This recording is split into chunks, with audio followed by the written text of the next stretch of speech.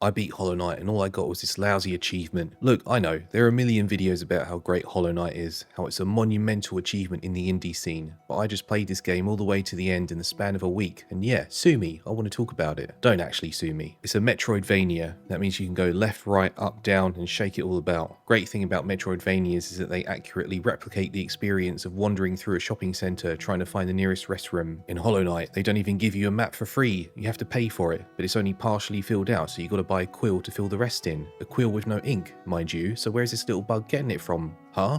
Where are you getting it from? But the best part, you can't even see where you are, so if you're navigationally impaired like me, you need to buy a compass and take up one of your charm notches. What's a charm notch? I'm glad you asked, my curious friend. Charm notches let you use charms, which are magical little things that make you some kind of bug terminator. You can extend the reach of your sword, get extra soul on each hit, things like that. Or sorry, it's not a sword, it's a nail, even though it clearly looks nothing like a nail, both in the DIY sense or the biological sense. It's more like a needle. You can upgrade your health and soul by finding pieces of heart, and you can also find more charm notches to equip more charms so you don't have an existential crisis every time you sit on a bench, which is the only way to equip them. Soul is your basic magic in this game. You can use it to heal, which takes 15 years, or you can blast armadillos with screaming heads. It leads to a cool balancing act later in the game because you have to juggle one or the other. The enemies are pretty simple, but don't let your guard down because you might get blasted by the light of 1,000 suns. Bosses are well designed, but kicked my ass all the way to Sedna. Sedna is a dwarf planet in our solar system that lies beyond Neptune. She's kinda cool and doesn't get enough attention. Hollow Knight has more than one ending, but the best one makes you do a million things, including a level of Super Meat Boy, and it's got one of the most frustrating bosses humankind has ever concocted, unless you use lifeblood and soul boosting charms which can demolish it in about a minute.